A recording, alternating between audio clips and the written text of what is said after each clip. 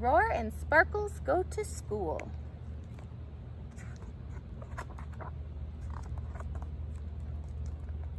Roar the dragon did not want summer to end. Summer meant barbecues, swimming with the sea monsters, building sandcastles, and smashing them with his tail. And best of all, summer meant playing with his big sister, Sparkles.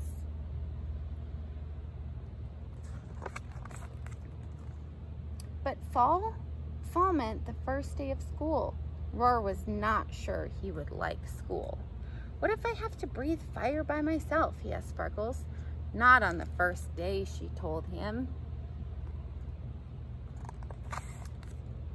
What if I have to fly over an exploding volcano?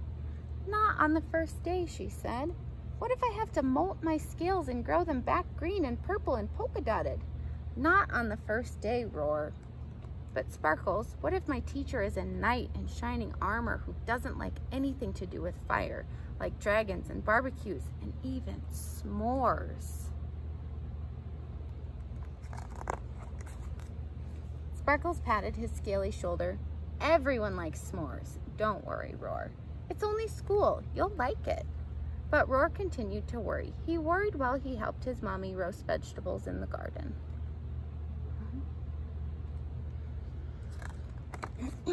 He worried while he chased flocks of winged ponies off the roof, and he worried while he washed his scales and curled up to sleep.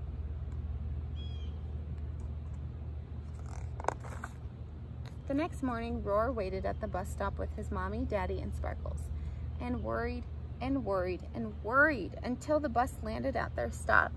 His mommy kissed him, his daddy kissed him, and Sparkles took his hand and helped him climb onto the bus.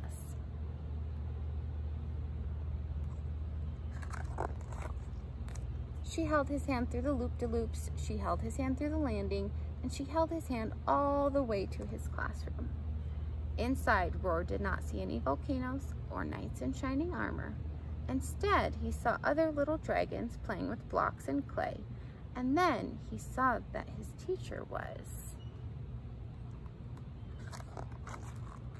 a blue dragon with the biggest, toothiest, best smile he'd ever seen.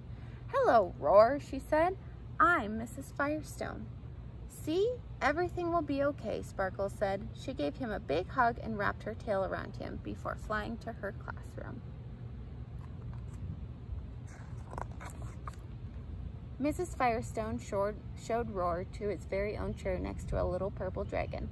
"Roar, this is Scorch," the teacher said. "Hello, Roar," Scorch chirped. "Hello," Roar said shyly. In class, Roar and Scorch built a castle out of blocks. In gym, they played hide and seek, the princess. At lunch, they ate sandwiches charred to a yummy crisp.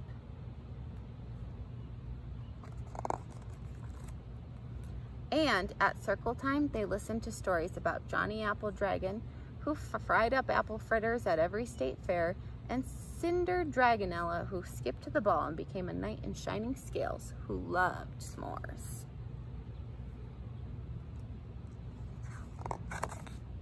Near the end of the day, Mrs. Firestone gave everyone paper and crayons. "Class, for our last activity today, I'd like you to draw a picture of something you love." Roar thought about blocks and hide and seek and lunch with his new friend. He thought about barbecues and sandcastles and roasted vegetables. And he drew a very special picture of what he loved most of all. When he finished, the day was over and Sparkles was at the classroom door to walk him back to the bus. "How was your first day, Roar?" she asked. "It was great," he said. "There was story time and recess and blocks, and I made a new friend." Roar then told Sparkles about the very special drawing he'd made of what he loved most of all. "Can I see it?" she asked. Roar carefully unfolded the paper. "Roar, you drew me," said Sparkles. "Yes," he said, and Roar held Sparkles' hand the whole bus ride home.